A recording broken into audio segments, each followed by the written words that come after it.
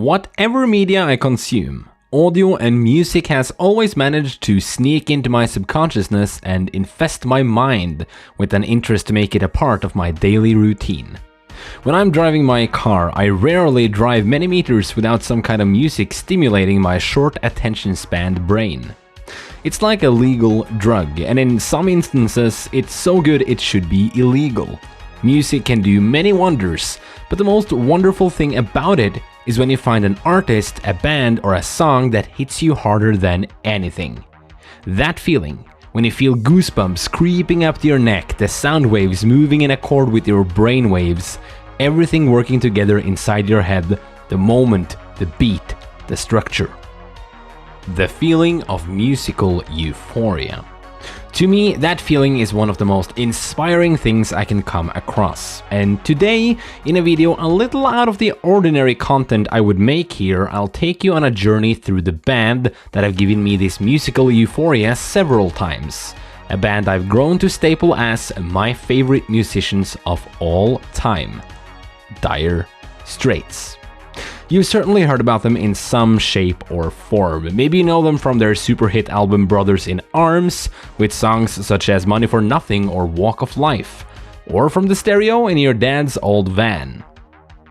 After over 100 million records sold worldwide, 6 albums and 31 singles, they became one of the 100 best-selling music artists in the world. And you're probably asking yourself why this band, the most classic example of British pub rock with never-ending songs, is my favorite. And the answer to that is as simple as I don't know. Stop asking and listen to this 14-minute long song, you're gonna love it. Alright, I won't force you to listen to a 14-minute long song here. What I want to do is to take you on a journey through the 70s, 80s, and 90s, and show you the story behind the band and its classic hits and unfortunate misses. I want to show you Dire Straits inside and outside their prime time. Because frankly, Brothers in Arms, their most successful album and one of the most successful albums ever, isn't really the definition of Dire Straits. It is Dire Straits in 1985, and that is completely different from Dire Straits in 1978. So buckle up, buddy, and let me show you the story behind the Sultans of Swing. And it all starts in Glasgow, Scotland. The year is 1949, and a boy named Mark Knopfler is born, the son of Hungarian Jewish architect Edwin Knopfler and the English teacher Louisa Mary. Add 3 more years, and in 1952 Mark gets a younger brother, David Knopfler, and when Mark is 7, the family moves to the town of Blyth, near Newcastle. Inspired by his uncle Kingsley's harmonica and boogie-woogie piano playing, Mark became familiar with many different styles of music, leading to him eventually buying a twin pickup Hofner Super Solid. And to you who don't know much about music or instruments, shortly explained, it's a guitar. I don't know much about instruments either. In 1963, when he was 13, he worked a Saturday job at Newcastle Evening Chronicle newspaper, and as he got older, he started hitchhiking around the country and Europe. Eventually, he formed and joined several bands and listened to singers like Elvis Presley and different guitarists like B.B. King and Chet Atkins. At the age of 16, he even managed to make a local television appearance as a harmony duo with his classmate Sue Haircomb. He eventually married his longtime girlfriend from school days, Kathy White, and life moved on. Moving on to his graduation in 1973, Mark and Kathy divorced before he moved to London and joined the band called Brewer's Droop. There he managed to land an appearance on one of their 2 albums called The Booze Brothers, where he played guitar on tracks 1, 4, and 6. In this band, another important figure would appear, a man by the name Dave Withers, one of the band's drummers. He was born in 1948 and was taught drumming by a childhood friend in his home city of Leicester. At 17, he became a professional musician in an Italian band called The Primitives, and later managed to hit a record contract with another band called Spring, but received little success. In Spring, he was called P.K. Withers, which later gave him the nickname Pick.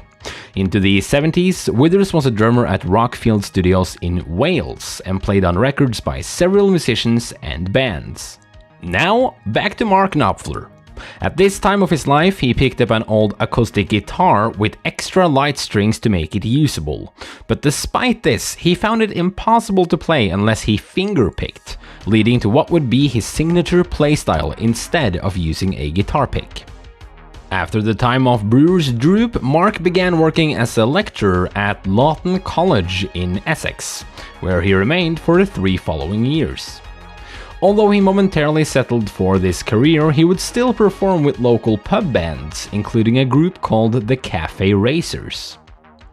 Let's stop at the 70s for a while and switch over to another central character of Mark's story and upbringing, his younger brother David Knopfler. Not too different from his brother, David also played music at a young age and owned the guitar, a piano and the drum kit.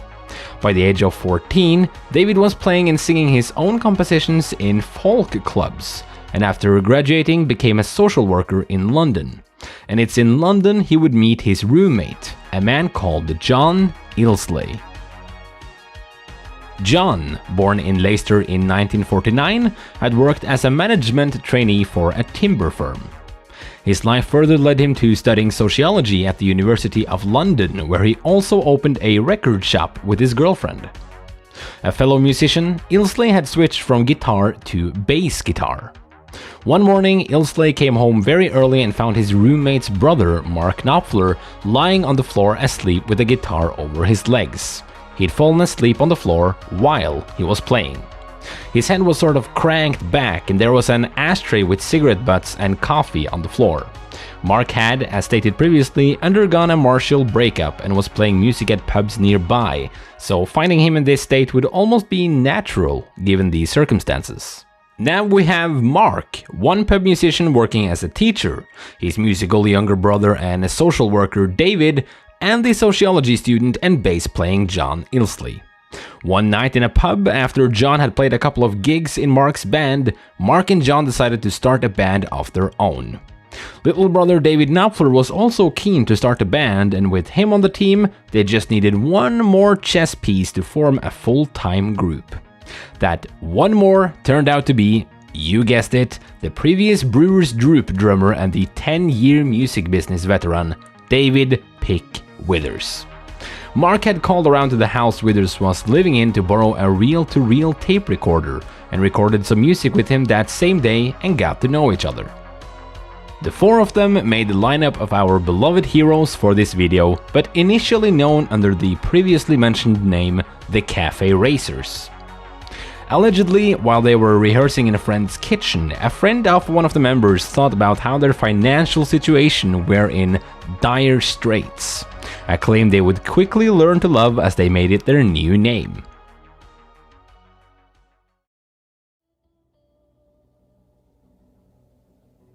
The year is now 1977, and we have our lineup of the 4 members.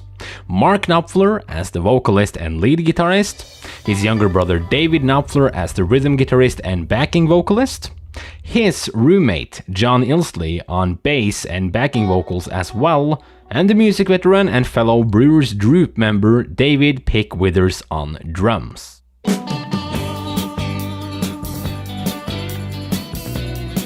By using 500 pounds John Ilsley inherited from his grandmother, the band now recorded a 5-song demo tape at the tiny Pathway Studios in North London. The demo tape included songs that would later be among their first hits, but they had not made a name for themselves just yet. Many of these songs reflected Mark Knopfler's experiences in Newcastle and London, and one of them especially so. After seeking refuge from the rain one night, Mark entered a deserted pub where a lousy jazz band were performing. Without much talent nor audience, the lead singer departed the stage saying, "Good night and thank you. We are the Sultans of Swing." Mark headed home to the flat he now shared with his brother David and bassist John and began writing a song about this experience, which were included on their 5-song demo tape. After being rejected by MCA in Soho, the band went to the radio DJ Charlie Gillette presenter of the show Honky Tonk on BBC Radio London. Their plan was to seek advice, but it turns out Gillette liked the music, so much so that he played one of their demo songs, Sultans of Swing, on the show. This was the fire that lit the fuse, and now they were ready for the explosion. Only 2 months later, they signed a recording contract with Vertigo Records. In October the same year, 1977, they recorded 3 additional demo songs for BBC Radio London, and the following month, 3 more. In January the following year, the band also got a manager, that being drummer Ed Bicknell. 1 month later, in February 1978, at Basing Street Studios in Notting Hill, Dire Straits began recording their self-titled debut album at a cost of £12,500. This album was produced by Muff Winwood and released in United Kingdom by Vertigo Records the 9th of June the same year. The 41-minute long album included 9 songs, and among them the intro song Down to the Waterline, Sultans of Swing, and several other real bangers. This caught the eye of Karen Berg, an employee at Warner Bros. Records in New York City, which felt this was the kind of music audiences were hungry for, but only one person in her department agreed. For now.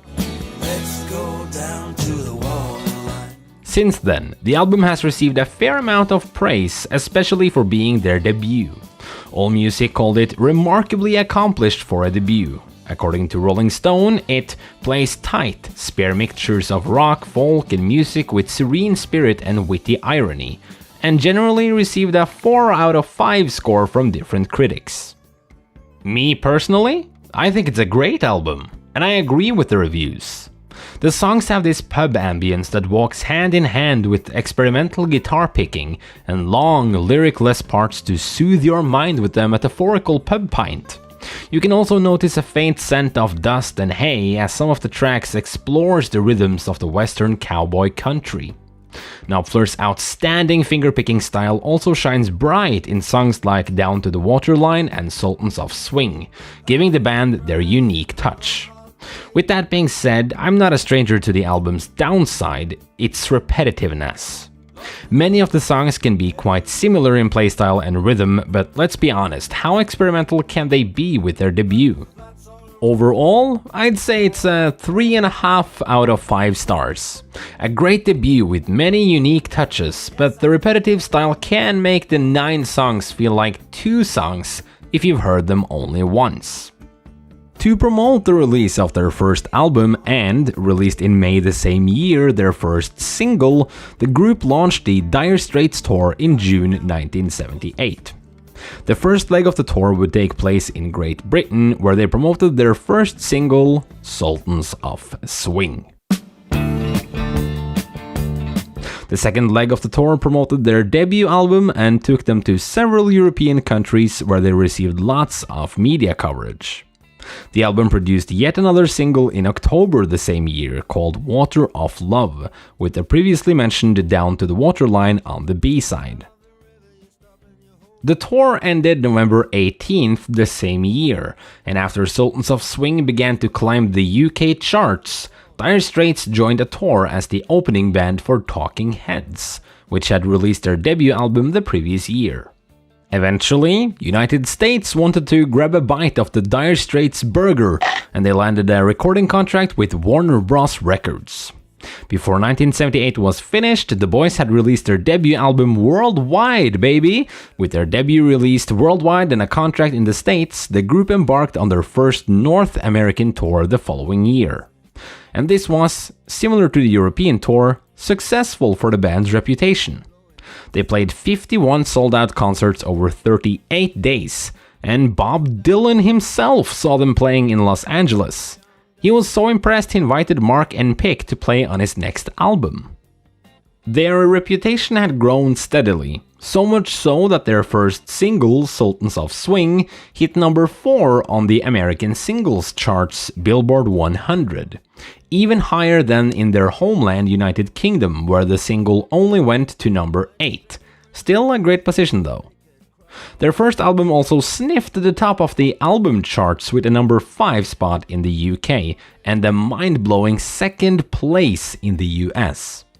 By now, the album has sold around 15 million copies worldwide according to bestsellingalbums.org, which I'll be using as a reference for their number of sales throughout this video. That and other sources.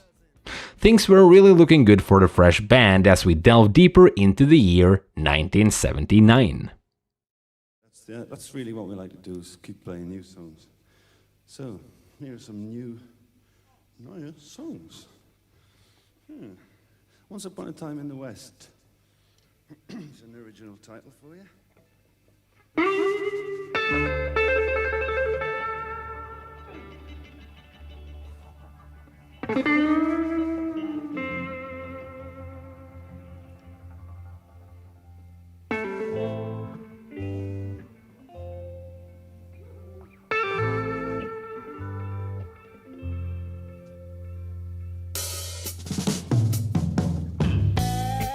After their European tour finished 18th of November 1978, it was time to set the wheels in motion yet again.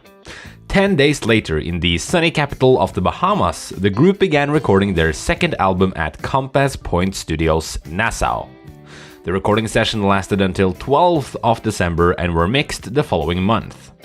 For the production of the album, they had Jerry Wexler and Barry Beckett on the job, veterans from Muscle Shoals Sound Studio, the latter also contributing with keyboards on the album. 8 months after the release of their first album, on 5th of June 1979, their second album, Communique, was released. For the first time, Dire Straits topped a chart with the album hitting the number 1 spot in Germany, New Zealand, Spain, and Sweden. Up until now, the album has sold around 7 million copies worldwide. Like their debut, all 9 tracks on the 42-minute-long album were written by Mark Knopfler, really starting to test his skills as a songwriter, vocalist, and guitarist. With the album came 2 new singles, the first of which is so simple yet comprehensive. The idea popped up in Mark's head one day as he was watching TV, and on the screen there was a lady writer talking about the Virgin Mary.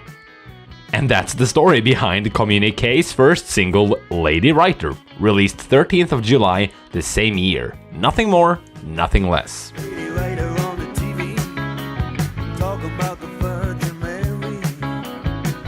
The single hit the charts in several countries, with its highest position being in Netherlands at a meager number 18. The other single, released in October, is the album's opening track, and a solid opening if you ask me.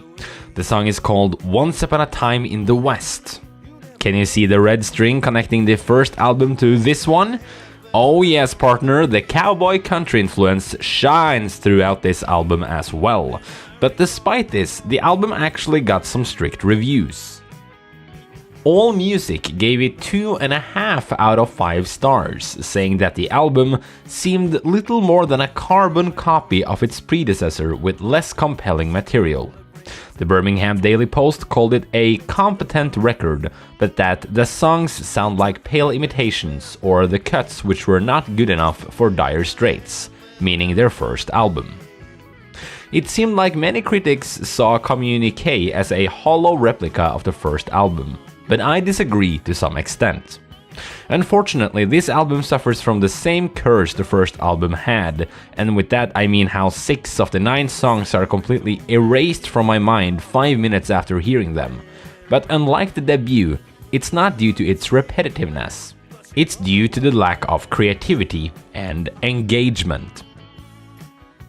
Some of the songs lacks the energy and motion that Sultans of Swing or Down to the Waterline had, and it's like Mark Knopfler's guitarist potential is being held back by the album's slow nature.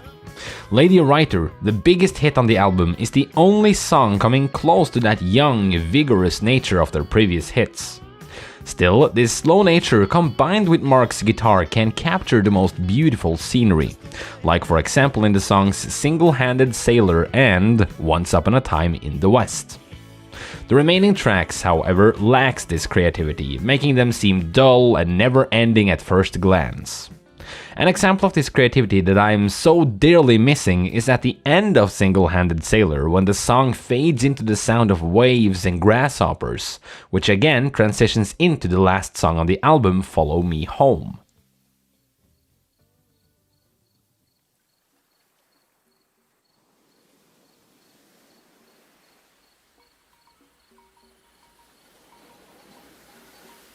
It takes us to the Bahamas. We can feel the ocean and smell the pier, and this creativity, combined with the western opening and likable lady writer, carries the album. A lot of this so-called creativity that outshines the rest of the songs is probably also due to the production team, which also received praise from critics. Sadly, it's not enough to show a lot of improvement from the group itself, landing Communique on a solid 3.5 out of 5 stars on my scale. Through nearly the entirety of 1979, Dire Straits went on tour for their second album, Communique, from February to December, consisting of 116 concerts throughout Europe and North America. With 2 albums and 4 singles among their luggage, Dire Straits set their sights for new horizons. On that horizon, the first to meet them was 2 Grammy nominations for Best New Artist and Best Rock Vocal Performance by Duo or Group for Sultans of Swing. They won neither, but they were ready for new projects anyway. After the Communique tour, Mark Knopfler spent the first half of the next year, 1980, writing songs for a new album.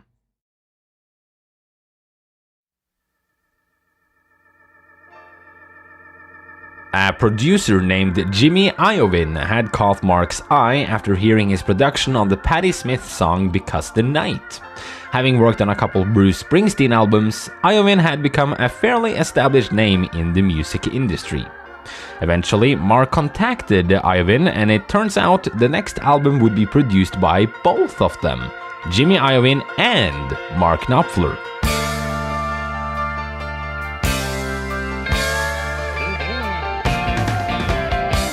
It didn't take long before the recording of their third album began at the Power Station recording studio in New York, from 20th of June until 25th of August that year. However, when everything seemed so successful and bright, there was a thorn in the band's side that would soon create a gaping rift.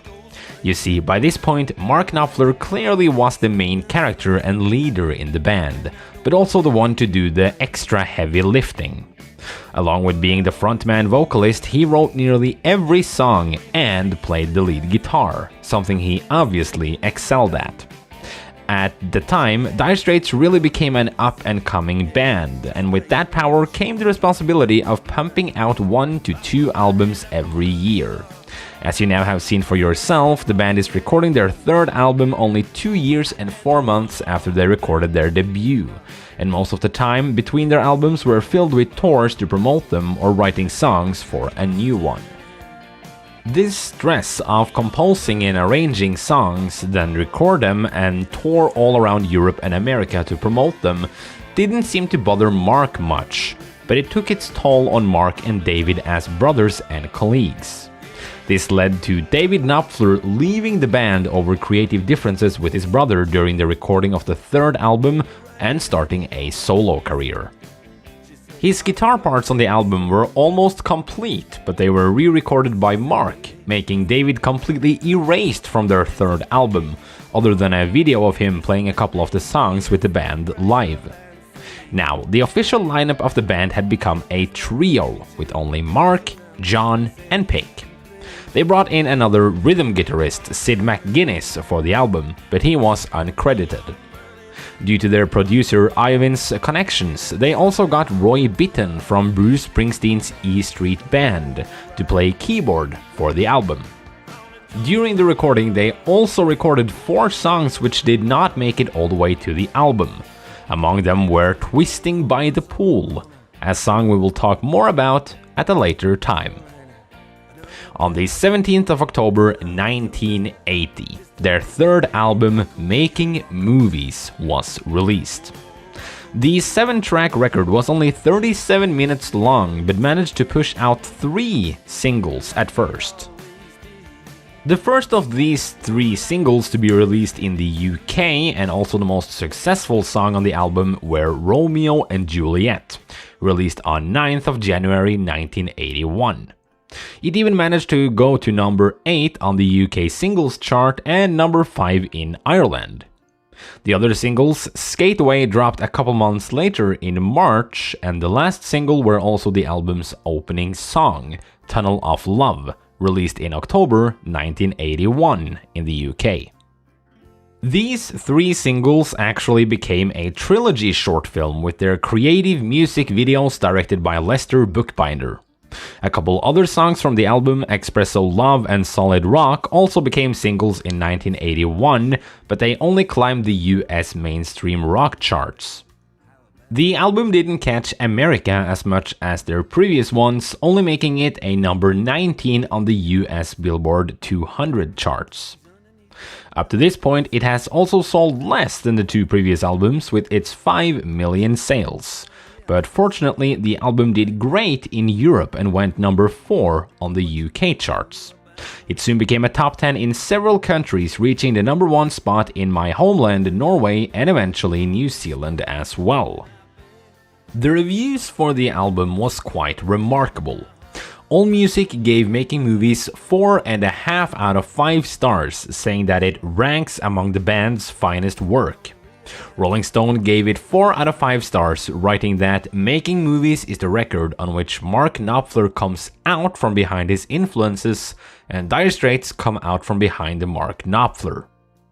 The combination of the star's lyrical script, his intense vocal performances, and the band's cutting-edge rock and roll soundtrack is breathtaking. Everything the first 2 albums should have been, but weren't. If Making Movies really were a film, it might win a flock of Academy Awards. It even went on to become number 52 on Rolling Stone's survey of the 100 best albums of the 80s. Now, this album, unlike their previous communique, show visible improvement from the band. And I agree, although I would not praise it as heavily as the critics do. There is one thing I love with this album, and I have enjoyed it from the very first time I heard it. And that is how Making Movies is the start of what Dire Straits would become. This is the lower part of the peak that they would find themselves on in the 80s.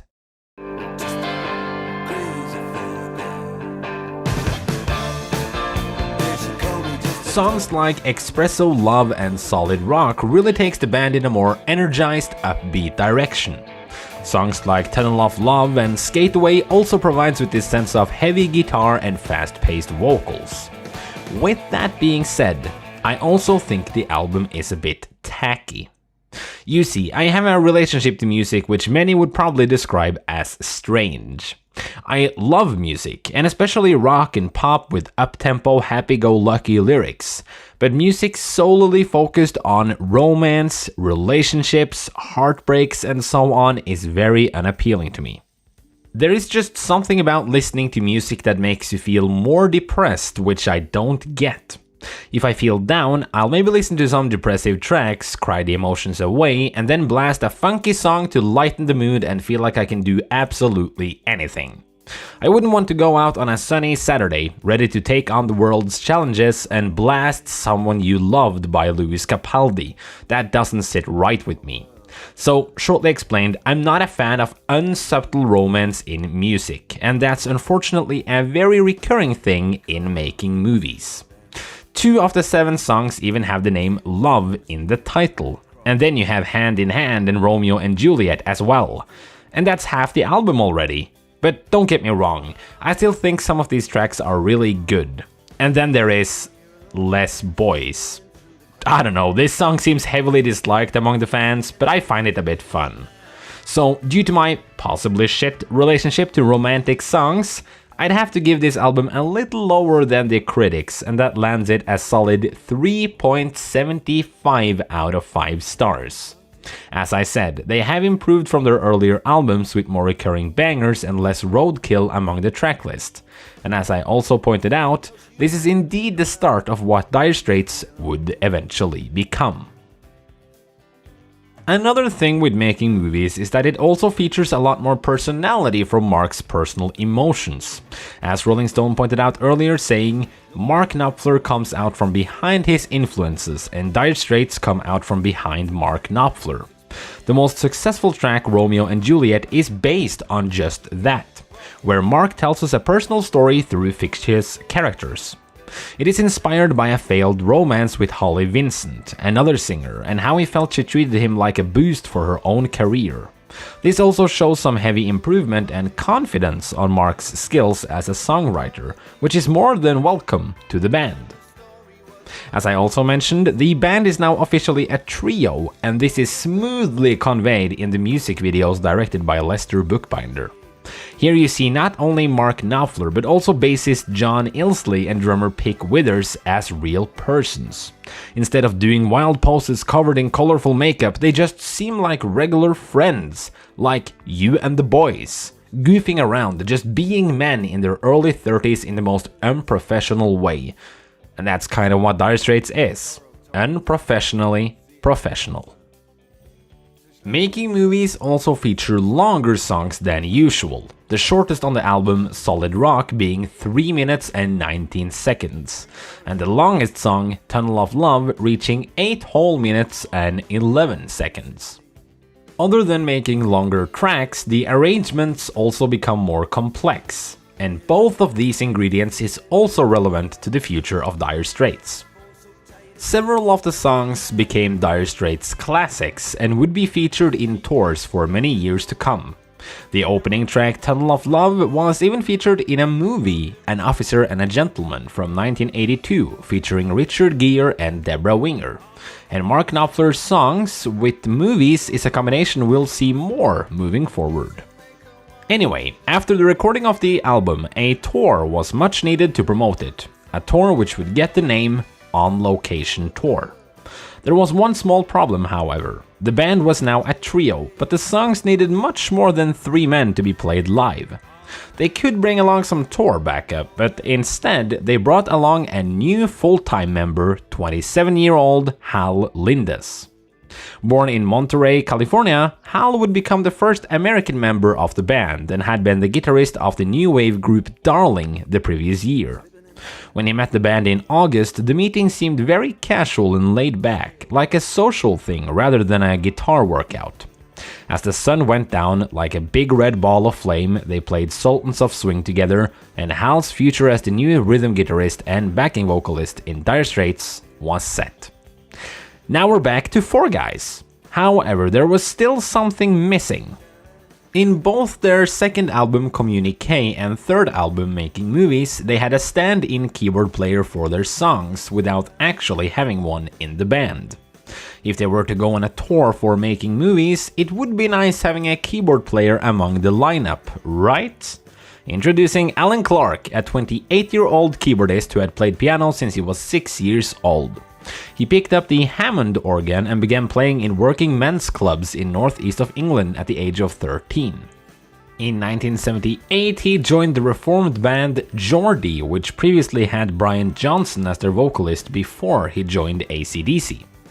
After playing for different musicians, Alan Clark eventually joined Dire Straits around the same time as Hal, as the band's keyboardist. Now, Dire Straits had gone from a trio to 5 men, and even got their very own keyboard player.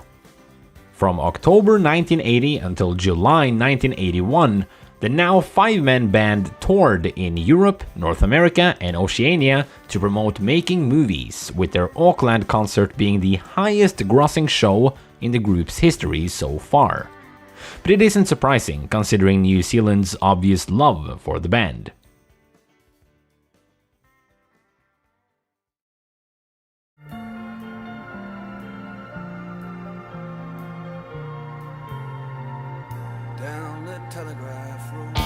In Michigan, there is a 70-mile stretch called Telegraph Road. Their tour bus makes its way down the road, with Mark Knopfler riding in the front. At this time, he was reading the novel Growth of the Soil, also known as Markens grøde, by Norwegian author Knut Hamsun, the novel that gave him the Nobel Prize in Literature in 1920. Inspired by both the road and the novel, Mark combined the two, and he started thinking. This road went on and on forever, and he wondered what this road must have been when it first started. What was the road's development like, and how did it change over the decades?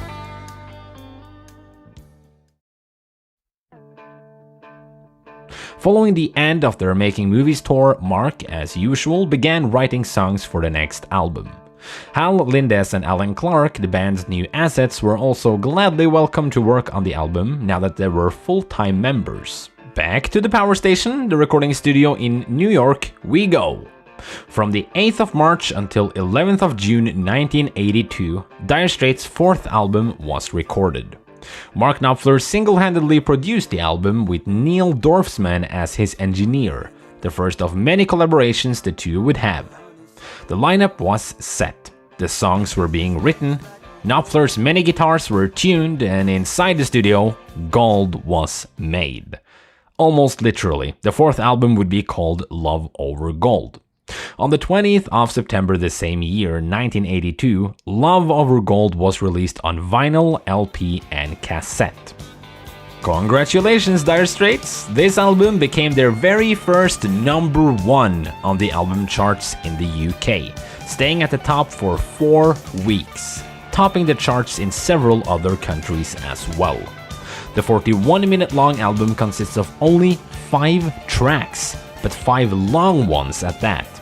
The whole album opens with a 14-minute long song, none other than Telegraph Road, the product from Knopfler's idea riding the tour bus in Michigan.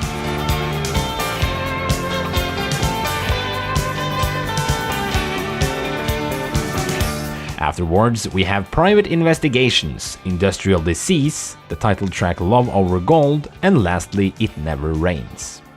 There were several other songs written and recorded that didn't make the album. Some ended up as B-sides on singles, and some were released in other forms. And among these songs we find Tina Turner's Private Dancer? Yes, that song used to belong to Mark Knopfler and was planned for the album. They even recorded everything but the vocal tracks, but he decided a female voice would be better and handed it to Tina Turner for her comeback album, which became the album's title track. The album produced 3 singles: Private Investigations, released on 27th of August 1982, 1 month before the album's release.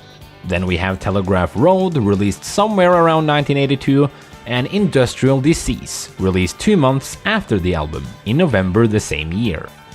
Congratulations again, Dire Straits, you just made your highest charting single in the UK, as Private Investigations made number 2 on the singles chart, as well as topping the charts in Belgium and Netherlands. I'm not too sure how many copies this album sold, but it was somewhere between 2.8 million copies and 4.4 million copies. Lower than the previous albums, but reportedly 2 million of these sales were during the first 6 weeks after release. Also, Love Over Gold does have a sort of artistic uniqueness, especially with the shortest song on the album being 5 minutes and 50 seconds, making it an understandable underdog in the grand landscape of music. Let's see what the critics had to say about this understandable underdog. AllMusic gave this album 4 out of 5 stars, saying that having Hal Lindes on the team as the new rhythm guitarist expands its sounds and ambitions.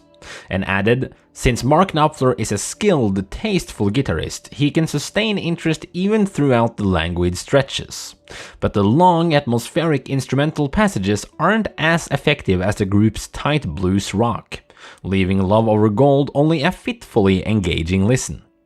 Rolling Stone also gave the album 4 out of 5 stars, calling it an ambitious, sometimes difficult record that is exhilarating in its successes and, at the very least, fascinating in its indulgences. This review by David Frick also goes on to highlight many of the album's qualities, which helped put the album in perspective for me as well.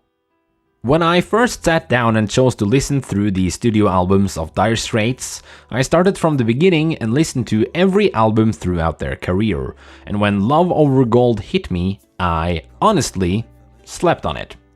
I thought the 14 minutes opening was way too long to care properly, and they went in one ear and out the other. But as I picked the songs up once again a little later, I felt them hit me on a whole other level. I have grown to love this album. Love Over Gold is a slower approach than several of the tracks from Making Movies, but a welcome one. Not only are the tracks executed and composed masterfully, but the album is also heavily experimental. It all starts with Telegraph Road, the opening track, which takes us on the same road for 14 minutes. Here we witness Mark's thought process and the development of the road, starting out slow and ending it all with a never-ending guitar stretch that feels like cowboy heaven. It's like we're traveling the road on the tour bus, and towards the end of the song we find ourselves on horseback in a desolate wasteland, still following the same endless road. Then we have Private Investigations, where Mark puts on the trench coat and sings a story equivalent to every crime protagonist's wet dream.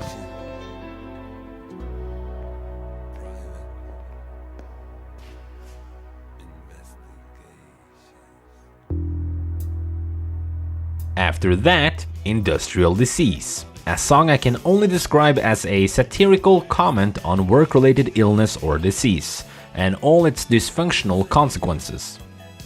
In this song, Mark also takes the role of a doctor examining patients of industrial disease one after another. Dr. Parkinson declared, I'm not surprised to see you here. You've got smoker's cough from smoking, brewer's drip from drinking beer.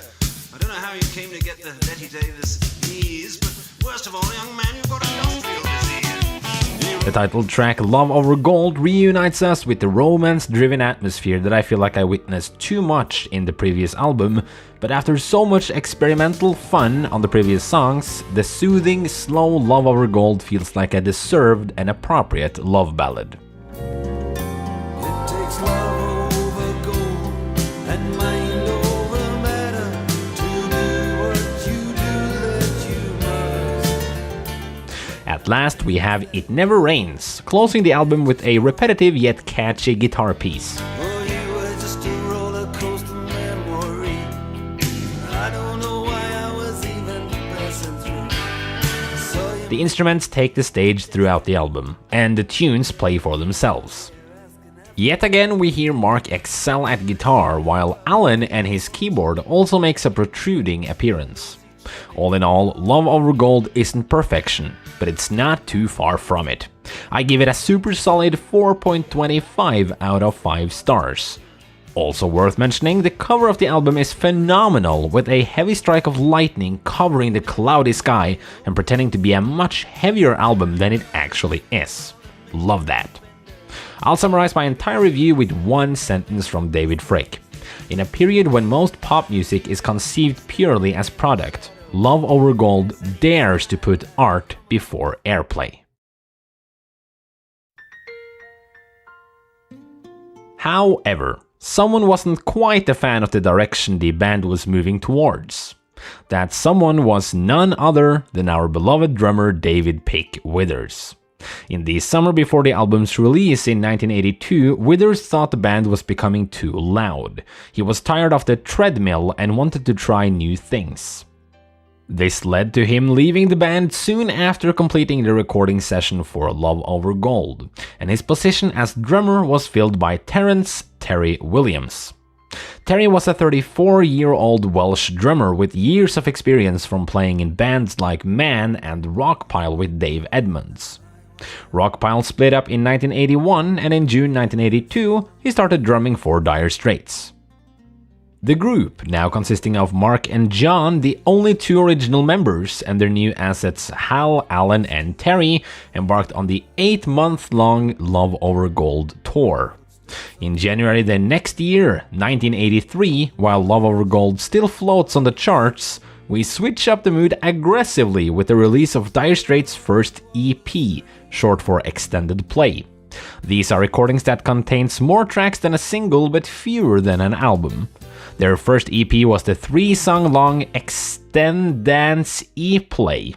You know the song I talked about way back, recorded along with their third album Making Movies, called Twisting by the Pool? Yeah, it ended up here. along with a song called Two Young Lovers and If I Had You. One of the songs I mentioned that were written and recorded under the Love Over Gold sessions but didn't make the album also found its way to this EP in the United States release. It's called Badges, Posters, Stickers and T-shirts and became the B-side to the singles Private Investigations in the UK and Industrial Disease in the US.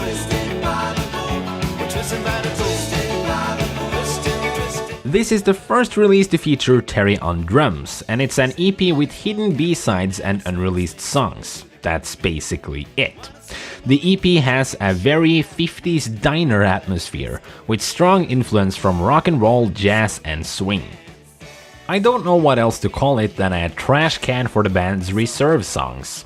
Not that they are particularly bad or anything, if something, the EP is a fun playground for the band to explore new genres with their new members. It just really doesn't fit their persona, but it's still fun. It even managed to make it to 53rd place on the US album charts. Twisting by the Pool became a single and hit number 14 on the UK singles chart and even topped the charts in, guess where, New Zealand. AllMusic called it the closest thing to exuberant rock and roll this seemingly humorless band had ever attempted. I disagree to this, as we've seen, Dire Straits do have the ability to joke around and be unprofessional. Anyway, do I have to score this one too? It's fun, I guess, and the band pushed itself in this direction only once, so that's gotta be worth something. I'll land it on a solid 2.5 out of 5 stars. An interesting touch to the band, a nice playground for them, but nothing I'd pick up and give a listen on a regular day. Now, to some really good news. The following month, February 1983, Dire Straits won Best British Group at this year's Brit Awards. Our boys are really going somewhere. Moving on, the Love Over Gold tour concluded with 2 sold-out concerts at London's Hammersmith Odeon, 22nd and 23rd of July 1983. For the live lineup, they got help from the British King Crimson saxophonist Mel Collins and American keyboardist Tommy Mandel. They needed to help the poor keyboardist Alan Clark with his increasingly detailed parts and arrangements, which either shows how much Dire Straits needed a keyboardist or how skilled Alan is and how difficult he makes things for himself. These 2 sold-out concerts on Hammersmith Odeon had some parts of it recorded and was released as their first live album, the double album Alchemy Dire Straits Live, in March 1984. This album is also one of the 2 vinyls I got for my birthday this year, this and their second album Communique. This album is a good one, especially for being live. The title says it all. Alchemy is a hypothetical process once believed to turn ordinary elements into gold. In this concert, we naturally get to witness some of these songs they were promoting on the tour, Private Investigations and Telegraph Road. But we also get to witness the old setlist classics like Romeo and Juliet, Espresso Love, and Once Upon a Time in the West. And by now, you also know how hype it is when the lights go dark on stage, and when they come on, you see the band rocking it out to their very first single, Sultans of Swing, on stage over 5 years after its release, with the crowd cheering their hearts out. Alchemy Dire Straits Live also climbed high up on the charts, making it to number 3 in the UK album list and topping the Dutch charts. I won't go into the reviews since this is a live album and doesn't necessarily have as much significance as a new studio album with unheard tracks. It is worth mentioning, however, that the CD version of the album added the live version of the song Love Over Gold, making it a single, and with that, 4 of the 5 songs on their 4th album had now become singles. The single didn't do too bad on the charts either.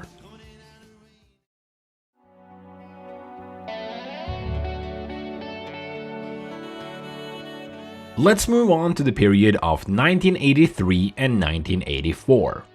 This was a special time for the band, and Mark Knopfler especially so, as he was involved in other projects outside the band. He contributed to singles by other artists and became interested in writing film music, and an opportunity for just that arrived with the film producer David Putnam. He was producing the Scottish comedy drama film Local Hero, and the soundtrack was delegated to Mark Knopfler. The film released 17th of February 1983, with the soundtrack album releasing 2 months later in April. It climbed the UK album charts and made it to number 14, received a British Academy Film Awards nomination for Best Original Film Music the following year, and had the closing track also played during the film's credits, Going Home, theme of the Local Hero.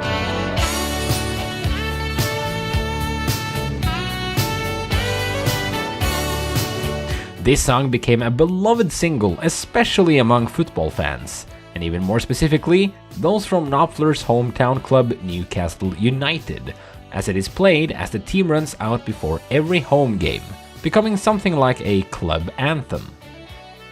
But not only did the football club pick up this song, Going Home also became one of Dire Straits' classic live tracks, even being featured on our very well-known Alchemy live album from the last concerts of the Love Over Gold tour.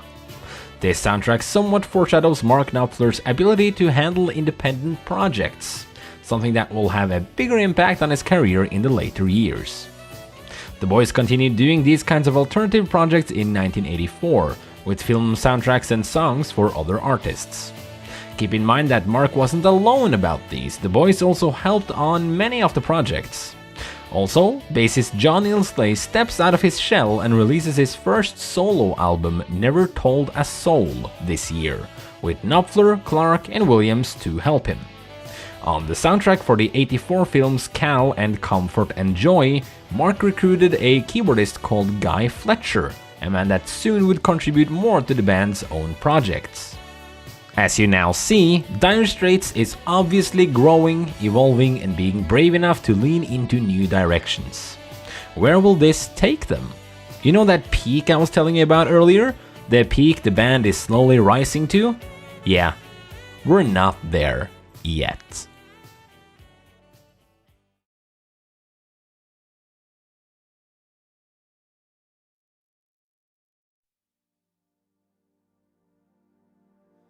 New York City. Our well-known main character Mark Knopfler visits an appliance store and sees a wall of televisions in the back of the store, all tuned to MTV, a channel that aired music videos since 1st of August 1981, but still had not received its European version yet. Standing next to him, watching the TVs, was a male employee, dressed in a baseball cap, work boots, and a checkered shirt, delivering boxes. As they were watching MTV, the man came out with lines such as, "What are those, Hawaiian noises? That ain't working," etc. Knopfler, inspired by the man that was spearheading MTV and the music industry, requests for a pen, writing some of the lines down. He wanted to use the language of the guy, and he captured this very moment. Now, let's get back to our timeline, 1984, and more precisely the end of the year. The 2nd of November, the band began a recording which would last until February at Air Studios on the island of Montserrat, a British overseas territory in the Caribbean. Gordon Sumner, also known as Sting, the frontman of the band The Police, used to come to Montserrat to go windsurfing. He came up to the studio for supper, and the band played him one of the songs they recorded there, a song about a man bereading what he sees on MTV. Sting turned around and said, "You've done it this time, you bastards." Mark said if he thought it was so good, why didn't he go and add something to it? Around this time, Sting had done an advertisement with The Police saying the network slogan, "I want my MTV." I want my MTV! Either Mark Knopfler or Alan Clark came up with the idea that Sting could sing this line in the tune of The Police's song "Don't Stand So Close to Me." It would fit the song well due to MTV playing a big part of it, and with that, Sting opened the song that would become the second track on Dire Straits' 5th studio album. The song about a working class man bereading musicians on MTV, oblivious to the struggles they may encounter. A song about stereotyping the mainstream media. Dire Straits' first #1 single on the Billboard Hot 100 list in the United States.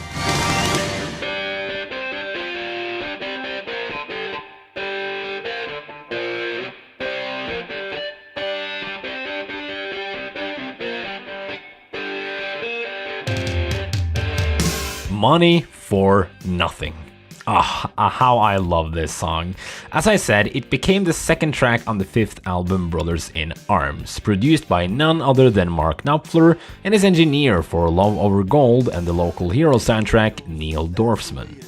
Dorfsman has actually commented that one of the things he totally respected about Knopfler was his interest in technology as a means of improving his music. He was always willing to spend on high-quality equipment. Therefore, Brothers in Arms was one of the first albums recorded on a Sony 24-track digital tape machine. This is a reel-to-reel digital audio tape format for high-quality multi-track recordings and mastering, as an alternative to analog recording. All the songs had been written by Mark, as usual, except for the Sting feature in Money for Nothing. The songs had been written and rehearsed with the band before arriving at Montserrat, and the lineup for the studio was Our Boys, plus a new addition to the crew.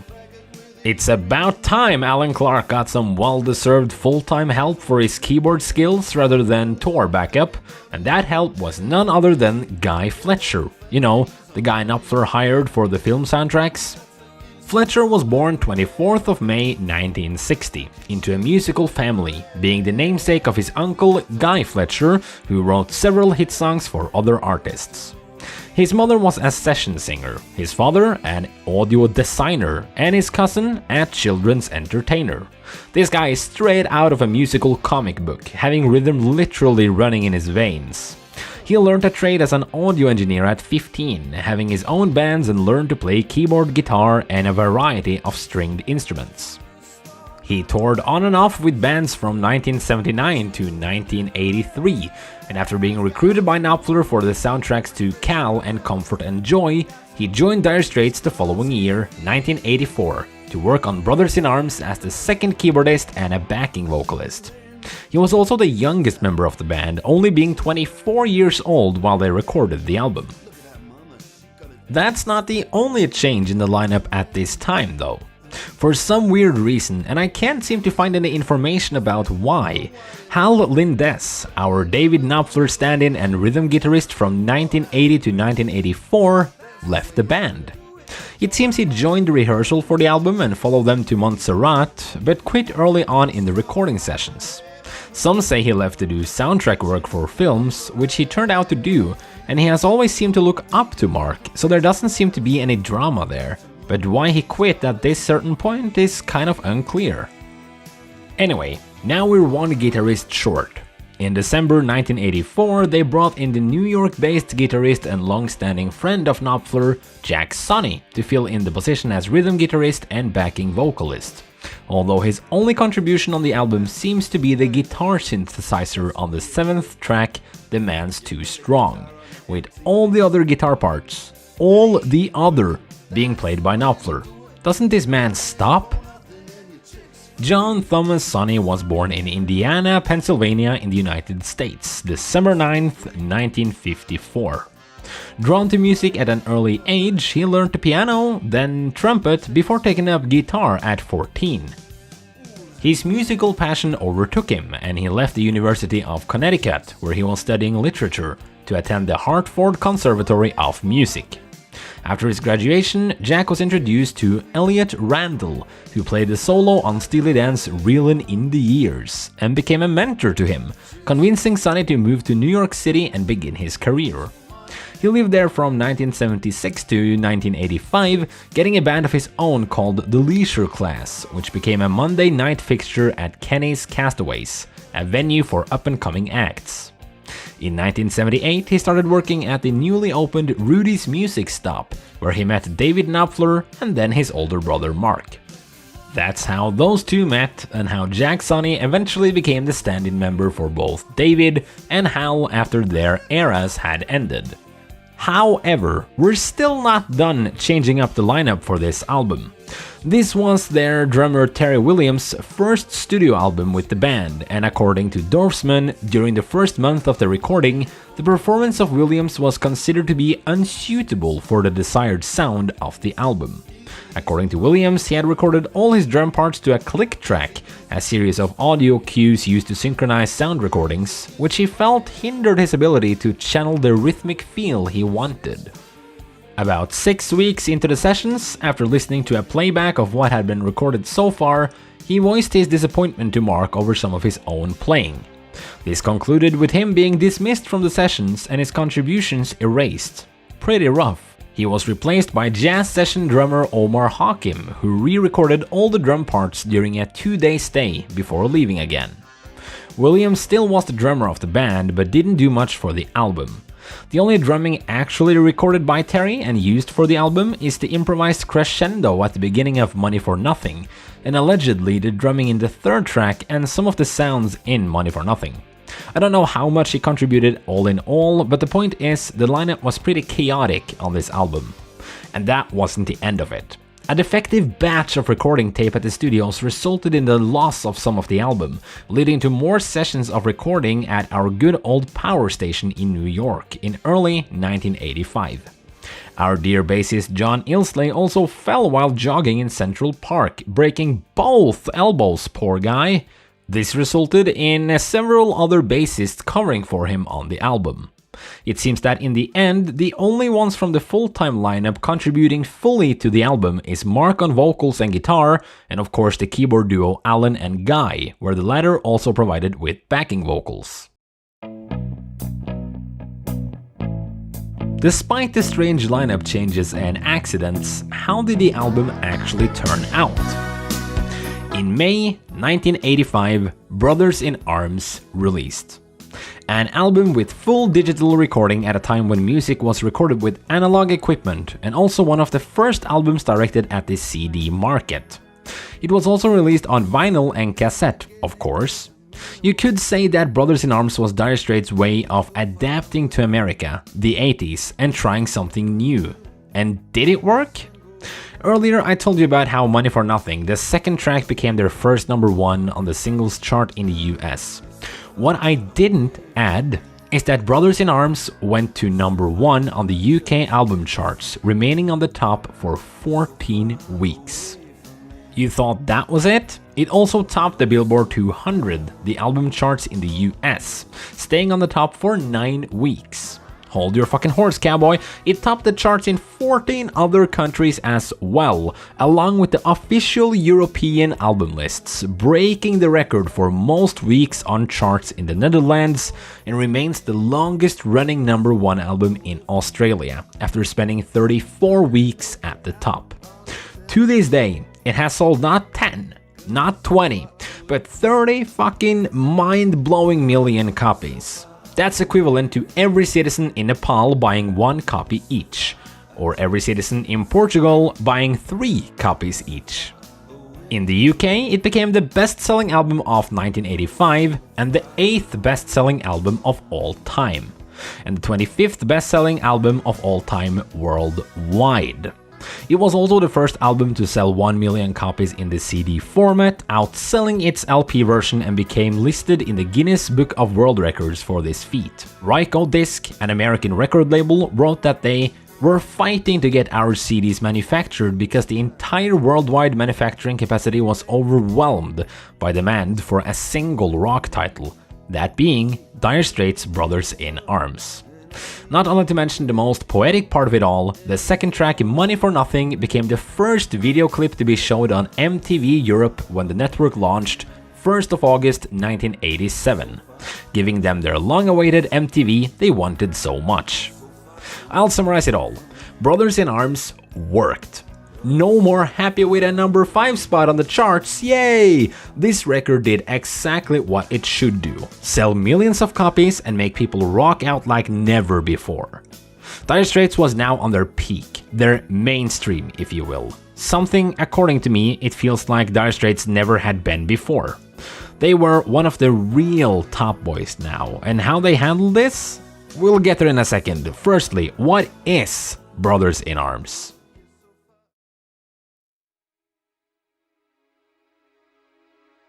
Except for being the coolest package of music you'll ever witness, non-biased opinion of course, it's a 9-track album lasting 55 minutes, combining elements from what we've seen the band do up until now, but doing it the best way possible. The songs? Longer and stretched out, like Love Over Gold showed them. The music videos on point and rocked out, like they were making movies reaching a wide audience, like issuing a communique to the music world that they are Dire Straits. You see what I did there? Making a point out of all their studio album titles up until now? No, but seriously, after following them through their lives, careers and struggles, we now see where they ended up. Finally, at the top. From pubs to world tours, from local television to MTV, from brothers arguing about creative decisions to brothers in arms. The album opens with So Far Away, which became the first single from the album, released 12th of April the same year, a month before the album's release. It reached number 20 in the UK and number 19 in the US. It's a catchy song with a very interesting instrumental use. I like it, but nothing compared to the following song. Next on the track list we find the 8-minute and 25-second long Money for Nothing. The next single released 28th of June the same year, topping the US singles charts and making it to number 4 in the UK. Next on the track list we find the popular third track, Walk of Life. Yeah, you heard this song? It's from this album. I was also surprised. Mark didn't originally intend Walk of Life for the album, but rather for it to become a B-side on a single. But their manager Ed Bicknell heard it while it was being mixed and convinced Knopfler to include it on the record at the last minute. It became the album's fourth single, released in October this year in the US and in December in the UK. It made it to number 2 on the UK singles chart, the same position as Private Investigations from Love Over Gold, making them Dire Straits' most commercial successful singles in the UK. In the US, it reached number 7. The magazine Cashbox describes the song well by pointing out the band's 50s rock infatuation first heard on Twisting by the Pool, but that it is a more profound but equally energetic effort. Traces of this sort of music are also heard on their previous studio album Love Over Gold, so perhaps Walk of Life is mainly due to having the ambitious keyboardist Alan Clark on the team, and Guy Fletcher at his side? I at least think it sounds like a spare song from Love Over Gold with one of their EP tracks thrown into it.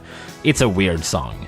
Anyway, the tracklist follows with Your Latest Trick, a solemn song taking us back to Mark's romantic ballads, but this time opened with a saxophone, and it works if you're in the mood for that.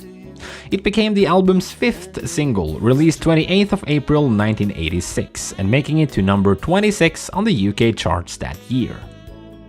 The next songs on the album, track 5 to 8, is mainly B-sides or not as successful singles, but I'll admit that I think some of the real album jewels are among these. Firstly, we have the 8-minute and 31-second long 5th track, Why Worry, also the longest song on the album. It's a beautiful song that can calm my nerves and soothe my pain. And you know by now, if a slow song about romance can make me smile, it's gotta be a damn good song. The next tracks seem to be a bit darker. We have the 6th track, Right Across the River, 7th track, The Man's Too Strong, and the 9th track and title song, Brothers in Arms, which all focus on some sort of militarism. And the 8th track, One World, a song about depression? Right Across the River sounds like we're on a military mission deep in the Amazon rainforest, using sounds such as synthesized pan flute, mariachi trumpet, and reggae-influenced drums, with well-designed background noises. The Man's Too Strong, however, takes us inside the head of a soldier or a war criminal, and his fear of showing feelings as a weakness. A great song with a heavy guitar that bursts your ears whenever it drops. Be careful!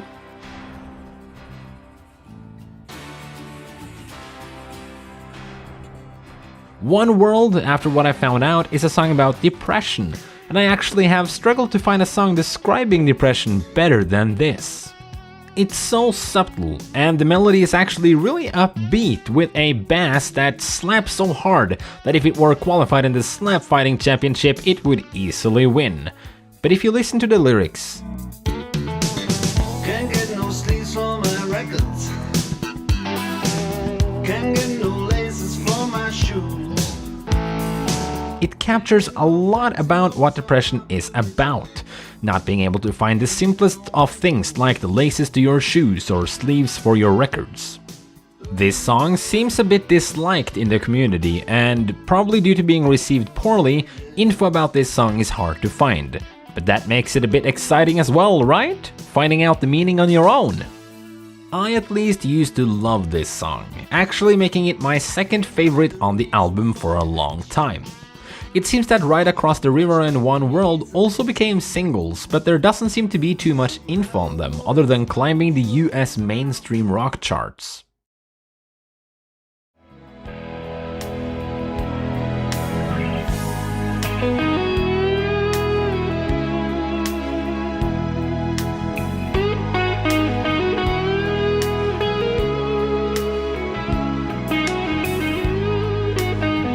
Then we conclude it all with the last and title track, Brothers in Arms. Originally written by Knopfler in 1982, it revolves around the Falklands War, which Britain was involved in that year. We see a new side from Mark in this song, a peaceful side of him, caring for the lives lost, the soldiers that had to leave their homes behind and focusing on the senselessness of war. And this is not only emphasized through the lyrics, but also through the melancholic guitar solos that build up and evolve throughout the song. It's like one solo getting bigger and bigger as the song goes on, and with the heartfelt lyrics added to it, I'll argue that Brothers in Arms definitely is one of the album's best songs. It became the album's third single, released 18th of October 1985, reportedly becoming the first CD single ever to be released and made it to number 16 in the UK, also becoming a song played at military funerals. Mark Knopfler actually recorded a new version in 2007, the 25th anniversary of the war, to raise funds for British veterans who he said are still suffering from the effects of that conflict. This song also received a breathtaking music video using rotoscoping, like the ones you've seen in a-ha's Take On Me, but the footage switching between the band performing and images of the First World War. This visual representation definitely enhances the lyrics and deeper meaning behind it. And did people agree? Of course they did. This gave Brothers in Arms the Grammy Award for Best Music Video at the 29th Annual Grammy Awards on 24th of February 1987. Actually, speaking of awards, Money for Nothing got nominated to, 16 awards in total? These being Brit Awards, Grammy Awards, and MTV Video Music Awards in 1986. Not only were they nominated, but they even won 3 of them. The award for Best Rock Performance by a Duo or Group with Vocal, Best Group Video, and Video of the Year, all for Money for Nothing. This song was huge. It doesn't stop there either. They were nominated to 6 awards for the album itself, winning 4 of these. That being Best Engineered Album Non-Classical and Best Selling International Album in 1986. They won Best British Album in 1987 and Best Surround Sound Album for their 20th anniversary edition in 2007. Now, after reviewing basically every major success Brothers in Arms produced, let's see what the critics had to say. Though I won't go too deep into them, we've already described this record's success in great detail. AllMusic, 4 out of 5 stars. Q, 5 out of 5 stars. Pitchfork, 8.6 out of 10. The album is loved. But with every success hitting the mainstream curve, you also attract the negative reviews. Among them, Record Mirror, which gave it 1 out of 5 stars, describing it like West Coast guitars reeking of megabucks and sell out stadium concerts throughout the globe. Laid back melodies. Dire Straits summed up. This is like any other Dire Straits album quarried out of the tottering edifice of MOR, middle of the road rock. Well, can't win them all, I suppose, but that's what I've always enjoyed a lot about our boys, and something I'll mention again during the conclusion of this video. Dire Straits makes music for the benefit of none other than themselves, and they've been really clear about this from the start.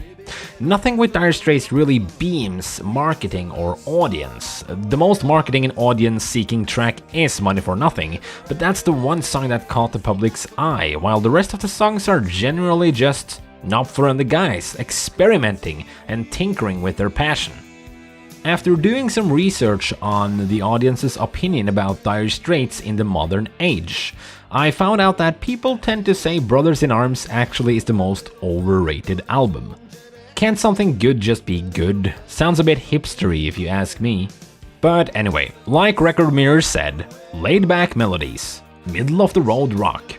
These terms and descriptions don't need to be that bad, but rather describing Dire Straits' attempt at adapting to 1985, breaking out of the UK sphere and joining the rest of the world making generic music in the US.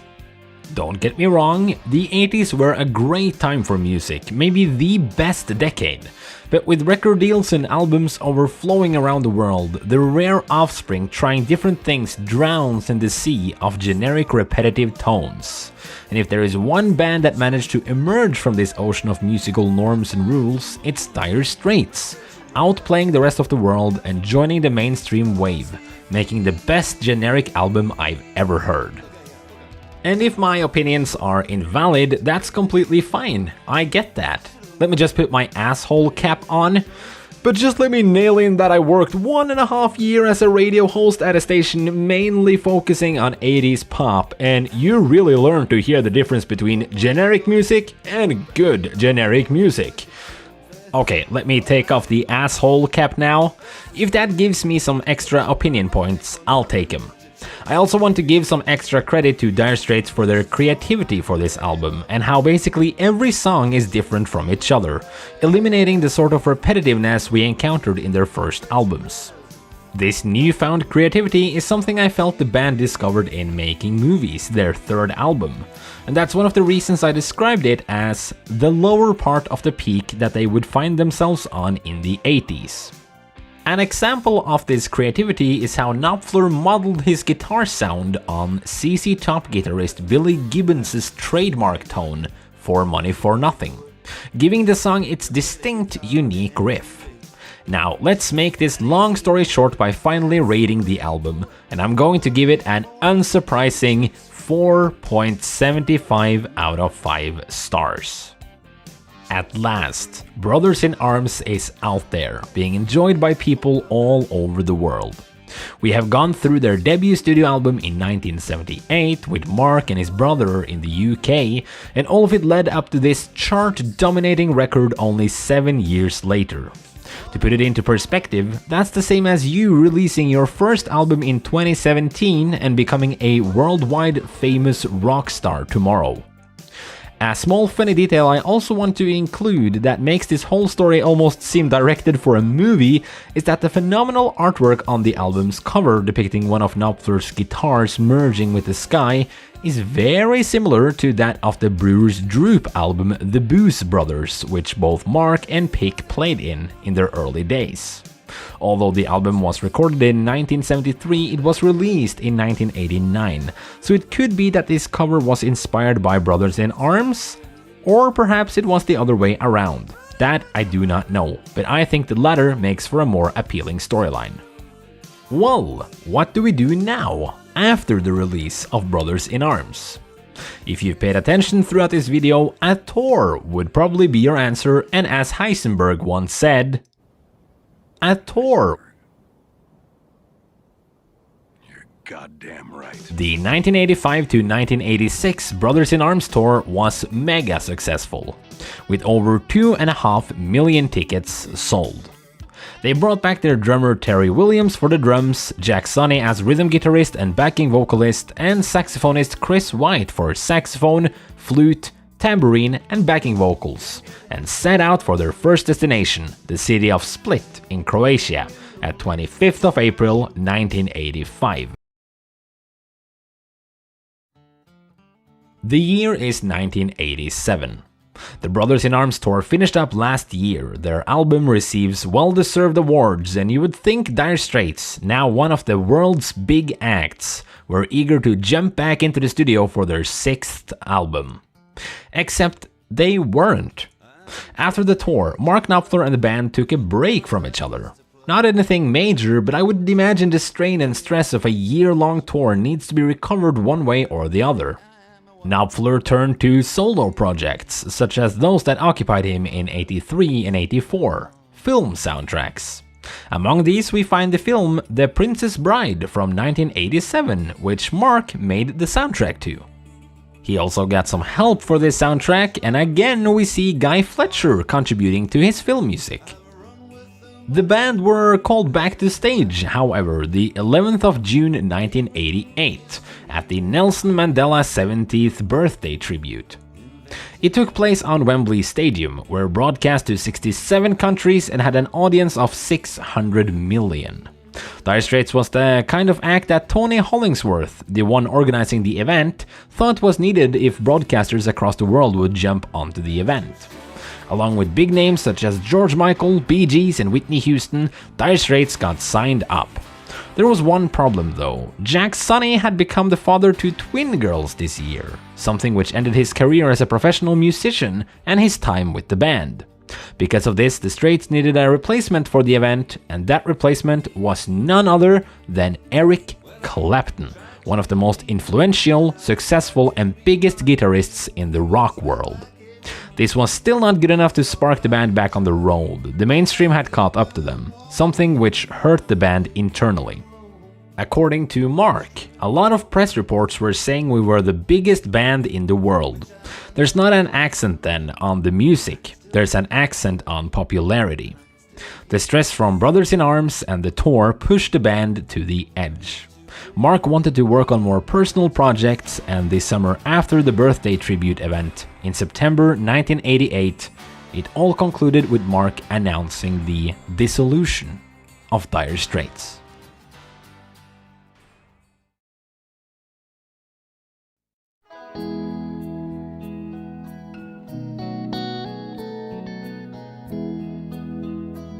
Dire Straits is no more. The following month, 17th of October, some salt is poured in our wounds as their first greatest hits album, Money for Nothing, is released.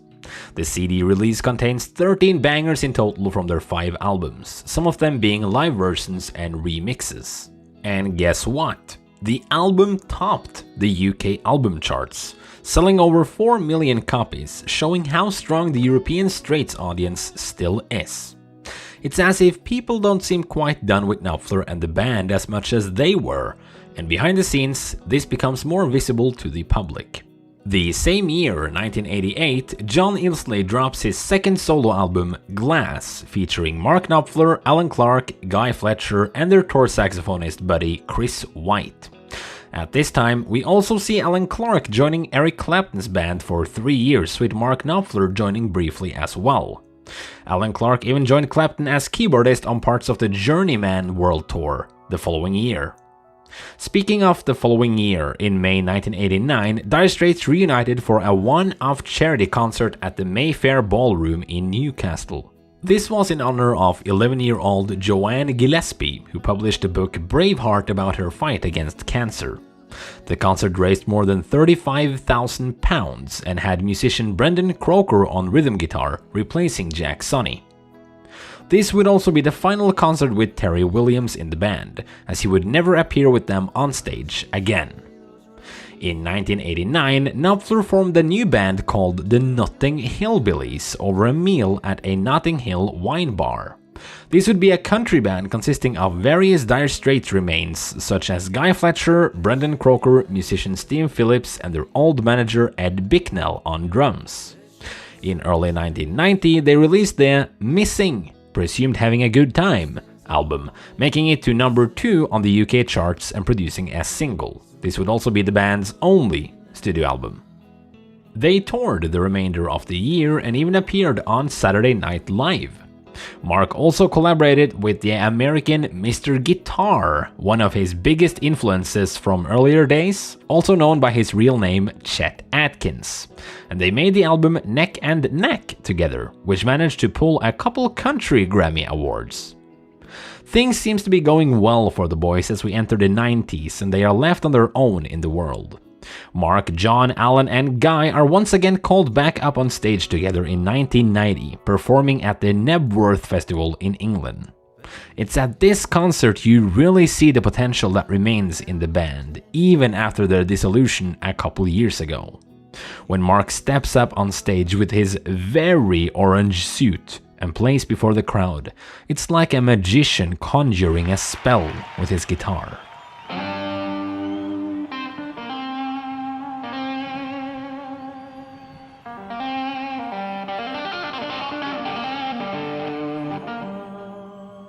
First, he hits us with this unbelievably fast solo using his iconic finger playing style as the wind almost blows him across stage. Then a dueling guitarist emerged from the right, being none other than Eric Clapton in an even uglier pink dress, and you see Mark's smile beam up. We hear the unmistakable keyboard in the background before he leans in saying something like, before playing the world-known Money for Nothing with Clapton and the band on stage. This performance is like none other, and you can almost feel Mark screaming, "We're doing fine on our own, but we're doing even better when we come back together."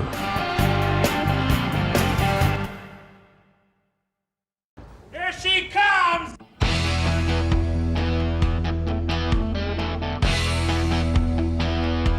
Hey!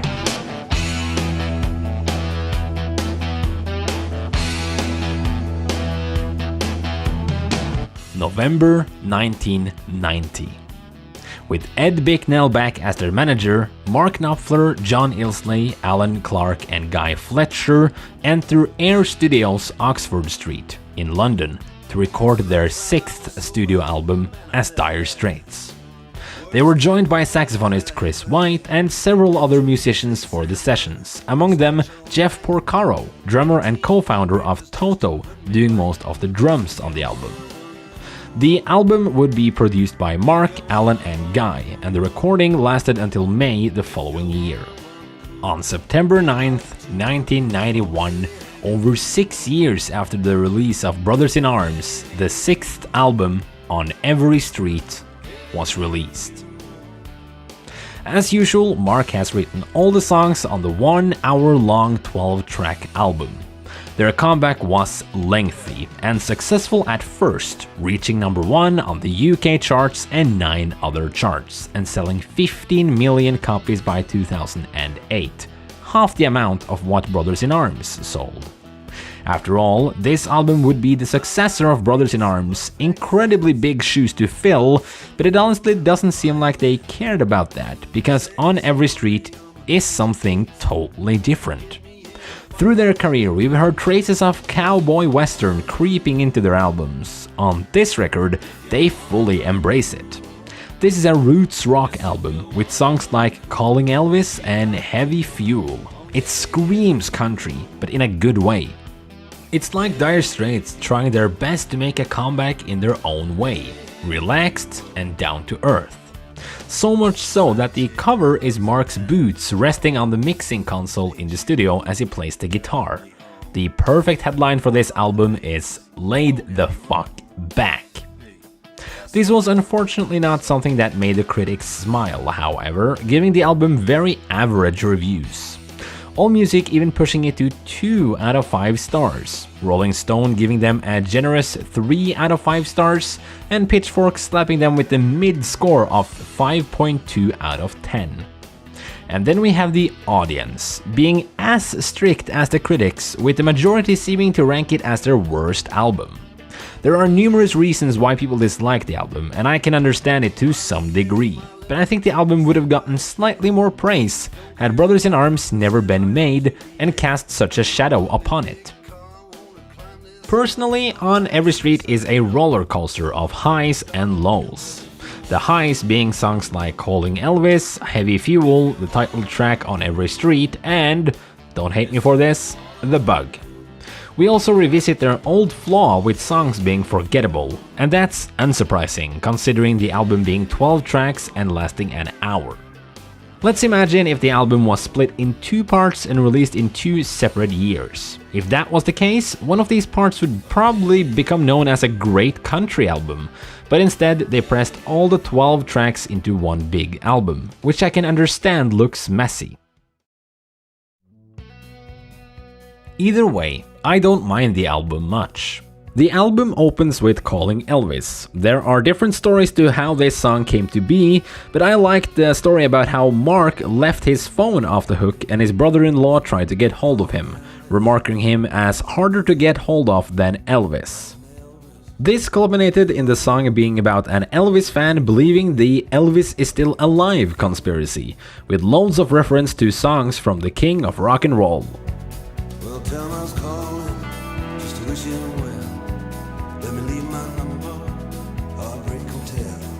Heavy Fuel is a song I like to think is about the exhausting, hard and gritty life of a musician, with lines such as Last time I was sober, man, I felt bad. Worst hangover that I ever had. It took 6 hamburgers and scotch all night. Nicotine for breakfast just to put me right. I have enjoyed this song a lot. With a heavy guitar and harsh drums in the background, it makes for a great driving soundtrack.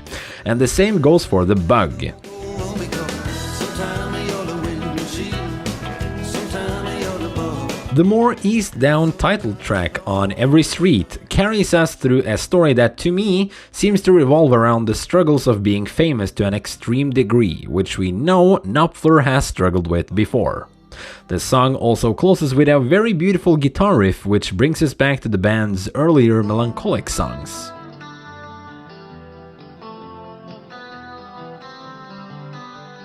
We also see Mark reflecting about warfare yet again in the song Iron Hand, remarking how the police charging the striking miners on horseback during the UK miners' strike reminded him of the savagery of medieval times. Gleam of spur on the chestnut flank. The cavalry did burst upon the ranks. To summarize, On Every Street is a good album, but we have also seen everything before. Songs inspired by real life or warfare or love with a country influence heavier than ever. Where the reviews say underwhelming, I'd say decent, not extraordinary or a splendid comeback, but a decent record. On Every Street, let's give you a 3.75 out of 5 stars. It doesn't reach the quality of Love Over Gold or Brothers in Arms, but it still delivers at a good level with catchy tracks. In total, 6 tracks from the album were released as singles, that being Calling Elvis 19th of August 1991, Heavy Fuel 21st of October, On Every Street 17th of February 1992, and The Bug in May the same year. Then we have You and Your Friend in November 1992, only released as a single in France and Germany, the first of which being really hype about the album, selling around 1 million copies and receiving the Diamond certification in France. At last, 2 years later in June 1994, Ticket to Heaven also became a single, but only in the Netherlands. While looking quite successful from the outside, none of the singles really hit the UK big, Calling Elvis being the most successful one with its number 21 spot on the charts. However, they did decent in other countries, specifically Europe, where Calling Elvis entered top 10 in several charts. Heavy Fuel actually topped the mainstream rock chart in US, their second time after Money for Nothing achieved the same feat. And yes, the guy you saw in the Heavy Fuel music video is indeed Randy Quaid, the actor from movies such as this. Sorry, I meant this. Anyway, the album's singles did okay, but it's certainly not a new Brothers in Arms chart climbing spree. Now, let's move on to the next task at hand after release, the On Every Street tour. There's gotta be a record of you someplace. You gotta be on somebody's books. The band, alongside their recording backups except for their drummers, instead bringing along session drummer Chris Whitten, embarked on the tour 23rd of August 1991, 17 days before the album's release. Their first destination was Dublin, and the tour would bring them through 229 shows in countries across Europe, North America, Australia and New Zealand, selling 7.1 million tickets. The setlist consisted of their numerous hits throughout the years and tracks from every album. Despite having such a wide selection of songs on their setlist and numerous destinations and shows, the tour was a disaster, especially for the band. The tour didn't seem too critically acclaimed and tiresome, straight up becoming too much for the band. Even the manager himself, Ed, said the last tour was utter misery. Whatever the zeitgeist was that we had been part of had passed. To which bassist John Ilsley agreed to, saying personal relationships were in trouble and it put a terrible strain on everybody, emotionally and physically. We were changed by it. The tour ended over a year later in Zaragoza, Spain, 9th of October 1992, and Mark Knopfler were sick of these huge operations and actually expressed eagerness to quit touring on a big scale.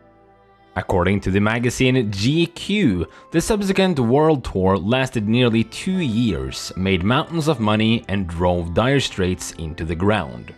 When the tour was over, both Knopfler's marriage and his band were gone.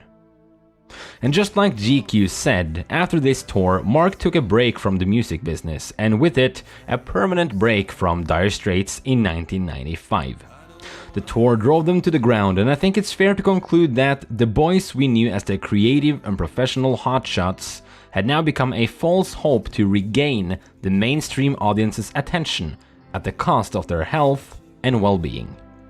Dire Straits' age was over, forever. This was the end. As Mark himself said, "I put the thing to bed because I wanted to get back to some kind of reality. It's self-protection, a survival thing. That kind of scale is dehumanizing." That deserves some fucking cred. These boys managed to actually stop when it became too much and deny the chase for revived glory. They first gave up at their peak, then tried once more and gave up permanently when they saw their decline. That is the passion and attitude I expect from true musicians. Although Dire Straits would permanently disband in 1995, we got 2 live albums and 1 live EP before the goodbye, the first of which being On the Night, released May 10th, 1993.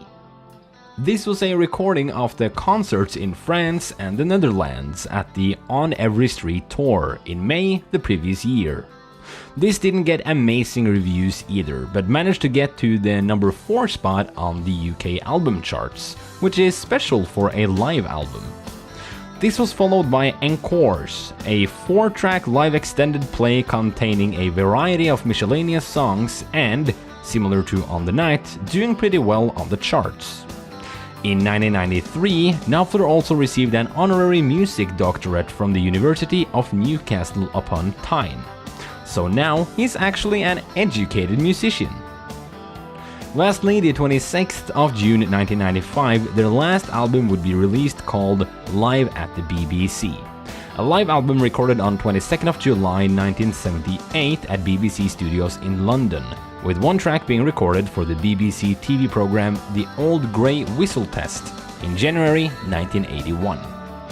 On the album we find 6 songs found on their debut album, along with Tunnel of Love from Making Movies and an unreleased song called What's the Matter Baby, written by both Mark and his younger brother David Knopfler, making it the last album they released a flashback to where it all started. The live album got decent reviews but didn't do too well on the charts. But it doesn't really matter, does it? This album seems to actually be a demand from their contract with Phonogram Records, because according to Knopfler, they still owed 1 album to them.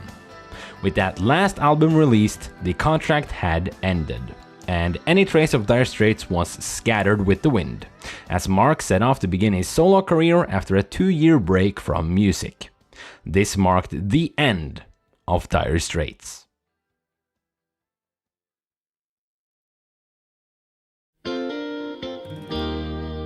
After 6 studio albums, 4 live albums, 3 compilation albums, 2 box sets, 4 extended plays and 31 singles, Dire Straits have sold over 100 million records worldwide by now, making them one of the 100 best-selling music acts in the world. Since the end of the band, Brothers in Arms got a re-release for its 20th anniversary and a couple compilation albums got released, one in 1998 and another in 2005. As for the members, they all went their own direction in the music industry, but their paths keep crossing and the musicians have helped each other with their individual projects. The most successful of which is Mark Knopfler, by far. Until this day, he's released 10 solo albums, the latest one being very recently as of this video's release, 12th of April this year, 2024. The albums have done quite well, with loads of new catchy songs added to his repertoire, such as What It Is, Boom Like That, and Barrel. In total, Mark has been married 3 times, first to the previously mentioned girlfriend from school days, Kathy White. In November 1983, he married Lourdes Solomon, which he had twin sons with, born in 1987. Their marriage ended in 1993, as mentioned previously, the year after the On Every Street tour. On Valentine's Day 1997 in Barbados, Mark married British actress and writer Kitty Aldridge. They have 2 daughters together and remain married to this day. Knopfler is a fan of Newcastle United FC. After all, he did grow up there and made their home game anthem. His estimated fortune is at £75 million, making him one of the 40 wealthiest people in the British music industry. The only other member of the group staying by Mark's side in the band from start to end was bassist John Ilsley, which released 2 solo albums prior to the band's dissolution, and 6 more albums afterwards, the most recent one being in 2022. While living in Hampshire with his second wife and 4 children, he also spends time at his home in Provence, France. He owns a local pub, the East End Arms, which has been listed by critics as one of the 50 best pubs around Britain. He's also a partner in 2 hotels and a keen painter. In November 2021, he published his autobiography, My Life in Dire Straits. David Knopfler, Mark's younger brother and the first rhythm guitarist, married an art professor, Leslie Strauss, who illustrated much of David's CD artwork. And yes, you heard correctly, CD artwork. David started a pretty long solo career with numerous albums, his latest album also being in 2022. His first album, Release, was released in 1983, 3 years after leaving Dire Straits. Both Mark and John played on the album, showing that the boys truly had each other's backs even outside the band. The first drummer, David Pick Withers, emerged with a new rhythm and blues band called Slim Pickens in 2021, later renamed Pick's Pocket. I'll assume he's living his best life. The second guitarist, Hal Lindes, began composing music for films after Dire Straits, making him an award-winning composer. He now has 4 children, among them the model Stas Lindes. Keyboardist Alan Clark had already worked on many different projects and would continue to do so after Dire Straits. Everything from film music to playing in other bands and even forming a band called The Straits, which would bring back some of the old contributors to the band, playing Dire Straits music for charity. They went on to perform other successful shows as the Dire Straits Legacy, with various lineups, with members such as Ilsley, Withers, and Sonny. They're actually on tour now, as of this video's release. In 2021, he also released his solo piano record, Backstory. Terry Williams, the drummer that joined when Pick left after Love Over Gold, played his last show with Dire Straits at that charity concert in 1989, and did not join the 6th and final album. I didn't find out anything about his later life, but he did at least play a big part in the band's story. The second keyboardist, Guy Fletcher, actually contributed to a lot of Mark's solo work, becoming a core member of his band and even working on Mark's newest album this year. He joined his albums and tours and launched 5 solo albums of his own, the most recent one being in, guess when, 2022. Lastly, we have Jack Sonny, which contributed to other musicians' works after Dire Straits, but ended his professional music career after his twin daughters was born in 1988, as mentioned previously, and did not join the band on the Nelson Mandela 70th birthday tribute. You could say he made an ordinary and wholesome life for himself after his career as a musician. He began a second career as a marketing executive, followed by several years as director of marketing communications at Line 6, a manufacturer of digital technology products for musicians, still keeping in touch with his musical passion. He rose the ranks and eventually became vice president of marketing communication for Guitar Center, before leaving to write literature. He returned to playing music with his band, The Leisure Class and Dire Straits Legacy. Unfortunately, John Thomas Sonny passed away the 30th of August last year, 2023, at the age of 68. As of now, the reason for his passing is unknown, but I wish him a peaceful rest and want to honor his memory as a part of this amazing crew. Dire Straits will probably never come back as one solid unit with Mark in the front, mainly due to Mark expressing how he don't have any interest in doing so. He told reporters, "I would only do that for charity. I'm glad I've experienced it all, I had a lot of fun with it, but I like things the way they are." He does not miss the fame that came his way at the band's peak either, saying that it just got too big. If anyone can tell me one good thing about fame, I'd be very interested to hear it. Knopfler even went so hard as to say he isn't even a fan of Dire Straits' early hits, when John Ilsley wanted Knopfler to agree to reform the band for a comeback tour. Ilsley then commended Mark's solo career, saying he's doing incredibly well as a solo artist, so hats off to him. He's having a perfectly good time doing what he's doing. In 2018, Dire Straits were inducted into the Rock and Roll Hall of Fame, where Knopfler did not attend, although John Ilsley, Alan Clark and Guy Fletcher did. Ilsley tried talking Knopfler to join, but when he didn't, he stated that, "I'll assure you, it's a personal thing, let's just leave it at that." As we see, Mark Knopfler seems to be a very humble man, that don't need the recognition of fame. And humble can be used to describe the band as well. If you ask me, it seems that throughout their time, Dire Straits never once made music because of their audience, their need for money, or desire for fame. They made music because that's what they love. It's how Mark tells a story, and it's how they band together as brothers in arms through their many tour shows. I think that's what I love about the band. They make music about the most meaningless things. Songs about watching a lousy jazz band at the pub one rainy night, about the long road they were driving their tour bus on, and even about a regular scenario at an appliance store in New York. They don't chase the endless hunger for popularity, but rather produce songs to the best of their ability and gives up when it becomes too much, putting down the guitar while they're still a healthy band instead of rotting into the corpse of a former hitmaker. Unprofessional, professional. Dire Straits, the boys which eventually became my favorite band. I hope they will give you as much joy as they've given me, and if not, I guess they wouldn't care much. They are the Sultans of Swing after all. Before I finish up this video, I want to show you a scene from an interview done in Norway, my homeland, for our national channel NRK in 1979.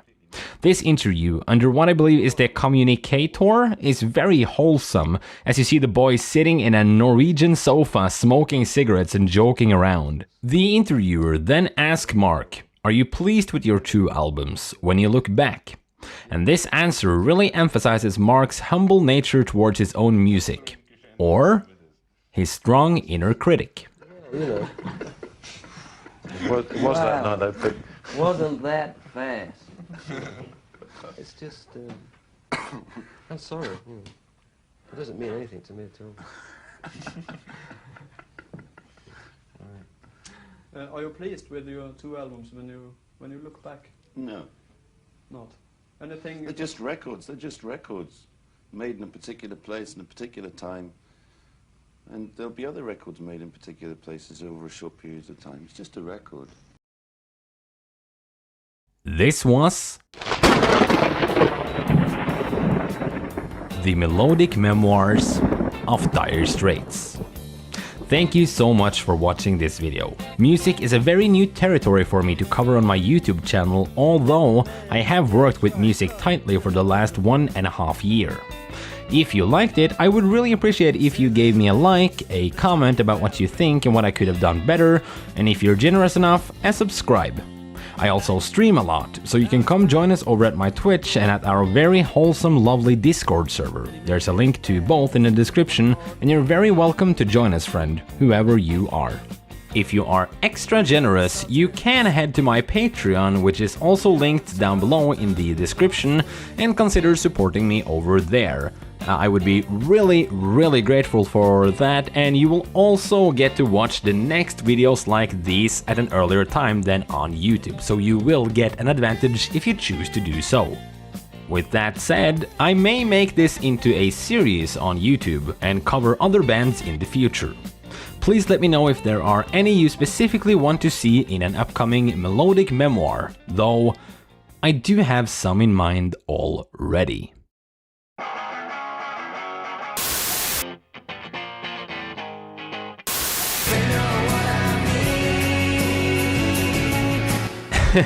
But that will be for another day. Until then, have a good one.